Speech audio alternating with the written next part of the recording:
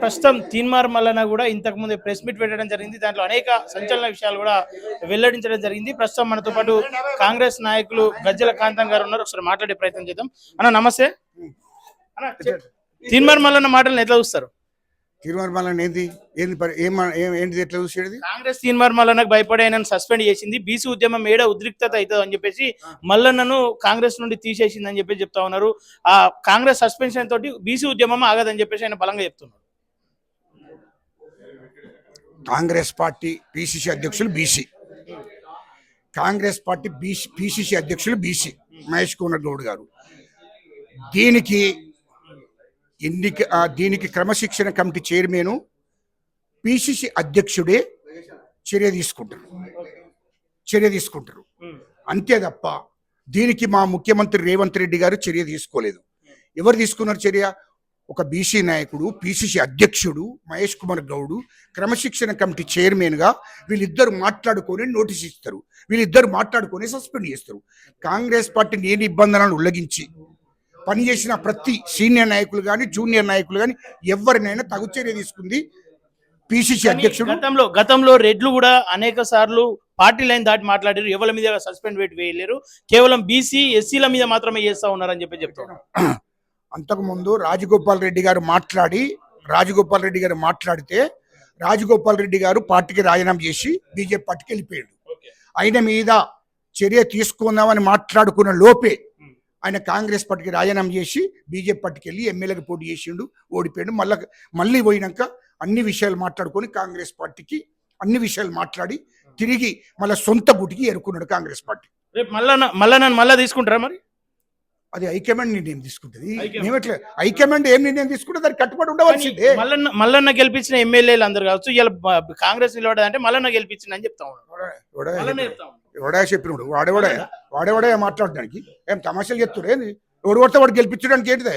ఏందా ఏమన్నా తెలంగాణ ఉద్యమకారుడా, లేకుంటే దేశ స్వతంత్ర పోరాట యోధుడా? ఏమైనా తెలంగాణ ఉద్యమకారుడా, లేకుంటే మొత్తం తెలంగాణలో భూస్వాములు దొరలు దాడులు చేస్తే కాపాడినోడా? అవునే, తెలంగాణలో ఊర్లలో గ్రామాలలో భూస్వాములు దొరలు బీసీలను ఎస్సీలను ఎస్టీలను చంపెత్తే వాళ్ళని కాపాడినటువంటి నాయకుడా? ఏమిటికే ఉద్యమకారుడువా, పోరాటం యోధునువా? లేకుంటే ఏమైనా తుపాకులు పెట్టుకుని ఈ తెలంగాణ బీసీలు ఎస్సీల కోసం ఎస్టీల కోసం కొట్లాట చేసినావా? రేవంత్ రెడ్డి చేసిండా? కాంగ్రెస్ నువ్వు మాట్లాడేది ఏందయ్యా? ఎవడానికి చెప్పింది? అవును పెద్ద తోపు కానుగా నిన్ను చూసి ఎవడే ఓటేస్తాడు? అవునా, ఓటేస్తాడు ఉన్నాడా? మీ మీడియాతో చెప్తున్నా నేను. ఓటేస్తాడు ఉన్నాడు కదా, ఆయన ఎమ్మెల్సీ ఎందుకు గెలవలేదా? మిమ్మల్ని అడుగుతున్నాను నేను. ఎందుకు గెలవలేదా? అంతకుముందు ఎమ్మెల్సీ నిలబడ్డాడు కదా, ఎందుకు గెలవలేదు? ఇయ్యాలో కానీ అధికారంలో ఉన్న పార్టీలకు చెమటలు పట్టించి 2వ స్థానంలో నిలిచిండు. ఈసారి కాంగ్రెస్ నుండి అయినా ఇండిపెండెంట్ గా అయినా మళ్ళీ గెలిచే అవకాశం ఉంది కాబట్టి కాంగ్రెస్ దాన్ని వాడుకొని టికెట్ ఇచ్చిందని చెప్పి చెప్తాం. చెమటలు పట్టించుడు కాదు కానీ చెమటలు పట్టియలే. ఆనాడు కూడా కాంగ్రెస్ పార్టీ సపోర్ట్ చేసింది. ఆనాడు కూడా ఎమ్మెల్సీగా పోటీ చేసినప్పుడు కాంగ్రెస్ పార్టీ సపోర్ట్ చేసింది.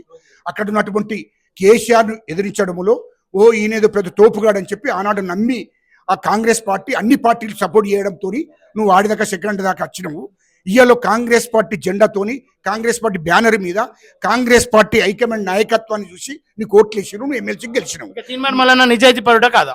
ఇటు ఎవడయా నిజాయితీ పరుడు అన్నది? నువ్వు మళ్ళీ అదే మాట్లాడుతూ ఎక్కడయా నిజాయితీ పరుడు? నిజాయితీ ఎక్కడదా? నిజాయితీ మొత్తం విద్యా సంస్థలను, ఉద్యోగులను, బిల్డర్లను, రియల్ ఎస్టేట్ వాళ్ళను, మొత్తం వ్యాపారులను, రాష్ట్రంలో పొలిటికల్ నాయకులను మొత్తం అందరినీ బెదిరించి బ్లాక్మెయిల్ చేసి మొత్తం 100 కోట్లు సంపాదించుకున్నావు. సోషల్ మీడియాని అడ్డం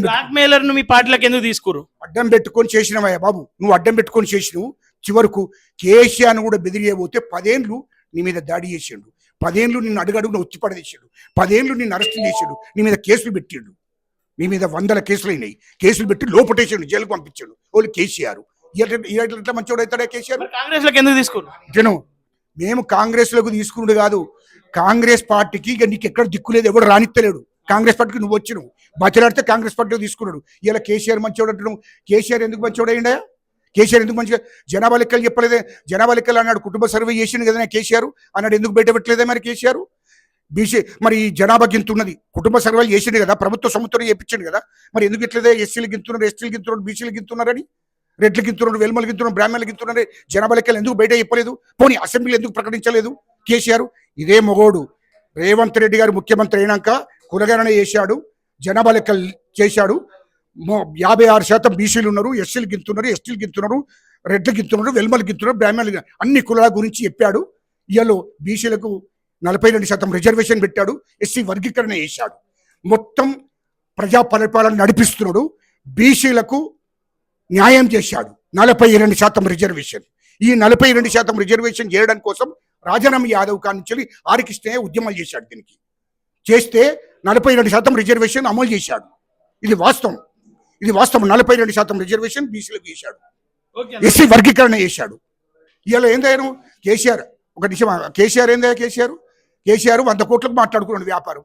మొన్న బీసీల మీటింగ్కి పోతే, మన బీసీల మీటింగ్కి హెలికాప్టర్ పెట్టిండు కేసీఆర్. హెలికాప్టర్ ఎక్కడే? శ్రీనివాసరావుది. శ్రీనివాసరావు ఎవరే? కేసీఆర్ బంధువు.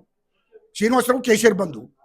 అయ్యా ఇవాళ 100 కోట్లు తీసుకున్నావు, బీసీల మీటింగ్లు పెడుతున్నావు రాష్ట్రంలో, బీసీలందరినీ తాకట్టు పెట్టావు, వాళ్ళ ఆత్మగౌరవాన్ని తాకట్టు పెట్టావు. ఇవాళ బీసీలకు నువ్వు నాయకత్వం వహించు, రాష్ట్ర ముఖ్యమంత్రి రేవంత్ రెడ్డి గారిని తిట్టు అని చెప్పాడు. కాంగ్రెస్ పార్టీని తిట్టుమని నేను ఏజెంట్గా తయారు చేసుకున్నాడు. పెద్ద ఏజెంటుకు ఇలా పెద్ద పాలేరు అయిపోయినావు కేసీఆర్కు. కాబట్టి నువ్వు కేసీఆర్ను తిట్టకుండా కేసీఆర్ మంచోడు అంటున్నావు. రేవంత్ రెడ్డి గారిని ఇష్టం వచ్చినట్టు మాట్లాడుతున్నావు రాష్ట్ర ముఖ్యమంత్రిని పట్టుకొని. Okay thank you.